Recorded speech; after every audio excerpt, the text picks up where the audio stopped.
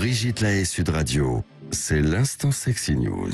Eh bien, Eric Allaire, nous n'arrêtons pas d'avancer sur les ravages que fait ce fameux Covid. N'est-ce pas, Trinidad? Bonjour. Et bonjour. On connaissait Moby Dick, le cachalot du roman de Melville. Eh bien, aujourd'hui, je vais vous parler de Covidic. Rien à voir avec un mammifère marin. Le Covidic, c'est donc la contraction de Covid et de Dick, donc bite en anglais. C'est donc le Covid du pénis. Et dans les deux cas, on peut dire cétacé. Bien. Ah, pas mal, oui. Je vous laisse un temps pour ceux qui écoutent. Oui. On m'appelle petit pénis, car dans ma vie érotique, il y a des verges qui rétrécissent quand le Covid se complique. Car, figurez-vous, que cela fait un petit moment que des bruits courent sur le sujet et il semble que ça se précise. Le Covid aurait une influence sur l'érection, voire sur la taille du pénis. C'est ce qu'a déclaré ce trentenaire américain sur un podcast. Il a vu rétrécir son pénis de 3 voire 4 cm après avoir chopé le virus. Et quand t'es pas Rocco Siffredi, ça se voit. On imagine, vous allez me le confirmer, que c'est 4 cm en érection, sinon il ne doit plus rester grand-chose. Ce jeune avait quand même un pénis au-dessus de la moyenne. Terminé, le voilà tout rabougri de la zigounette.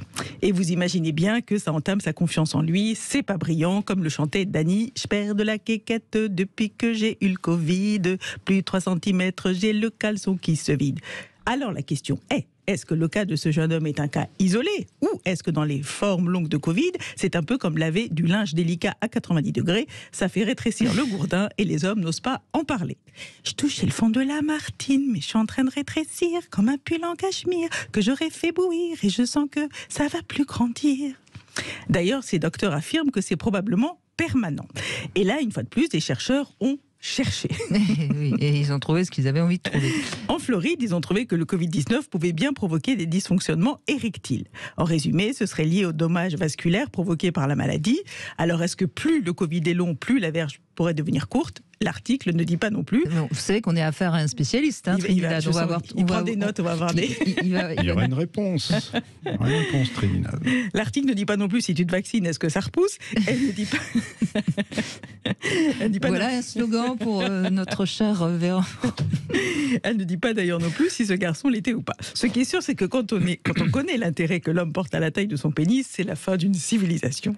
Et quand on sait que nos 3 rois mages, Macron, Castex et Véran, ont eu le Covid, à l'heure qu'il est, nous sommes peut-être gouvernés par 3 rétrécis du gland.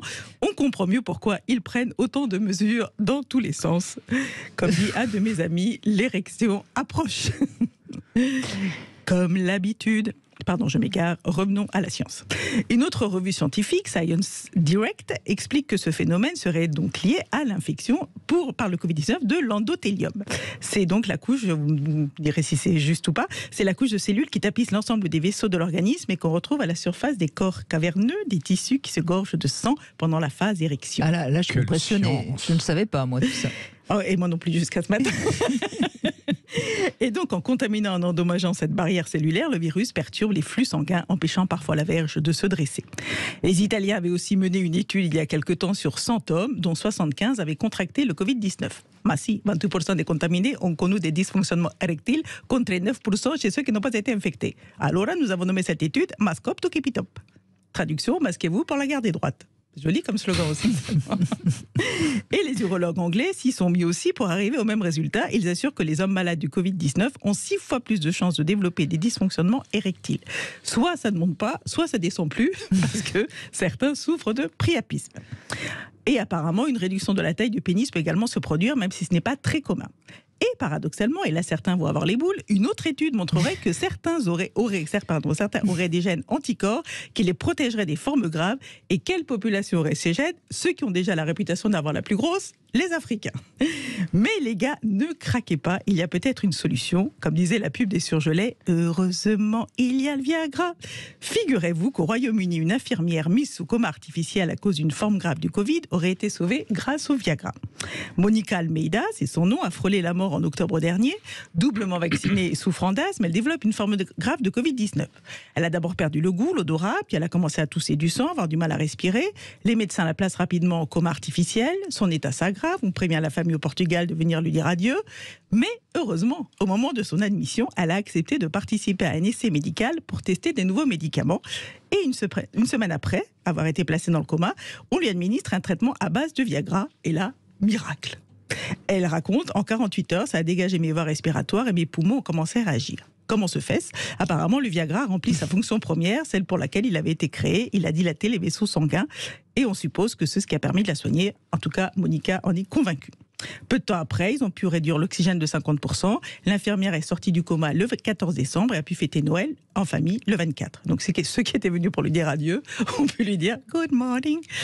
Au Royaume-Uni, les malades du Covid peuvent participer à cet essai médical. Alors les gars, si vous chopez le virus et avez peur d'en avoir une petite, essayez la méthode Monica et peut-être que vous chanterez comme Georges « Quand je vais dans l'England, je bande. Quand j'ai le Covid ou pas, grâce au Viagra, je passe la commande. Et je n'ai plus les glandes, la bandée dont papa revient comme autrefois. » Bon, écoutez, Eric Haller, je crois que c'est un exprès pour vous que Trinidad a fait cette étude. Je m'étais un peu foutu de son nom la dernière fois, fallait que je prépare. Bon, j'avais gardé ça en mémoire quand même. Je craignais le pire. Mais c'est encyclopédique. N'est-ce pas ? Ça bosse en amont. Formidable. Non, mais c'est très très bien, c'est super. C'est super. Non, mais ça, vous n'avez pas dit de bêtises. Non, mais sérieusement, il y a vraiment un problème sur le pénis avec la Covid. Attendez, tous les hommes sont suspendus à vos lèvres, à tous les deux. Alors bon. Soyons sérieux. J'ai au moins un papier en tête qui montre une image de tissu érectile, donc ce qu'il y a à l'intérieur du pénis, l'éponge qui reçoit le sang, etc.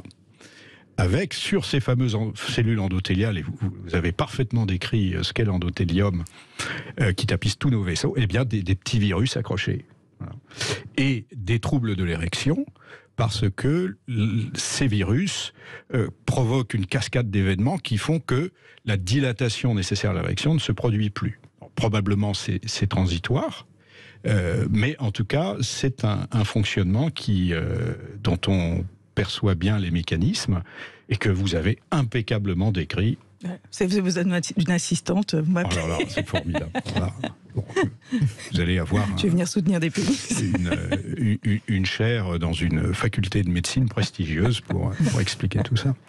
L'autre point, c'est qu'on a remarqué au cours de l'épidémie assez tôt qu'il y a une surmortalité des hommes et des hommes obèses.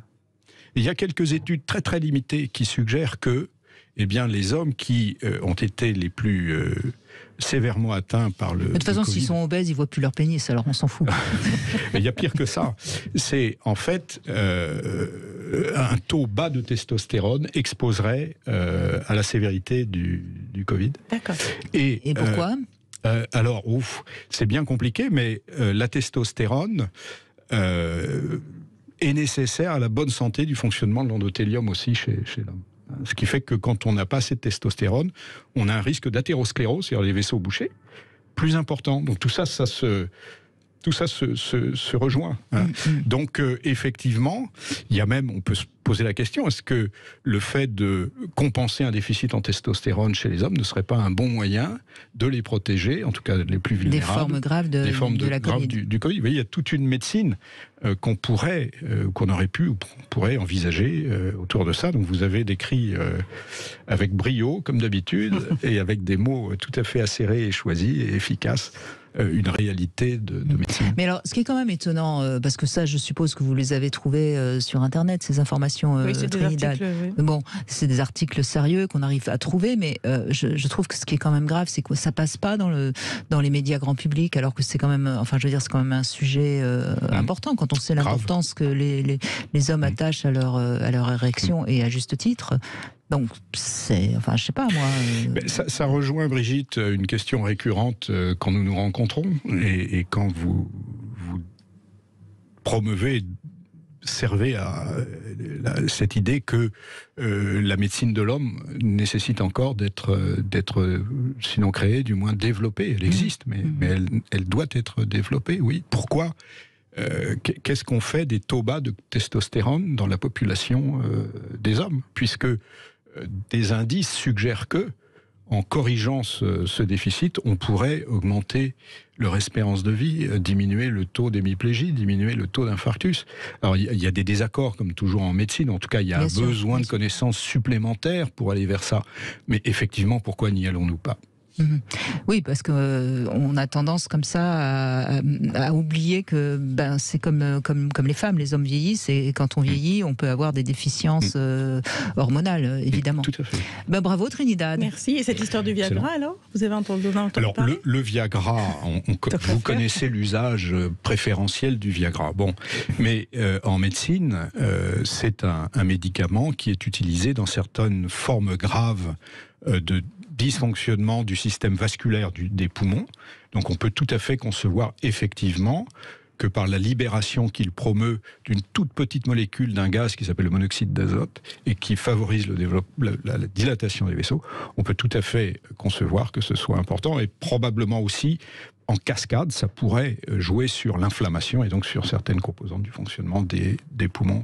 Je ne suis pas un spécialiste de ça, mais il y a des gens qui réfléchissent très très bien là-dessus, et c'est tout à fait intéressant. Oui.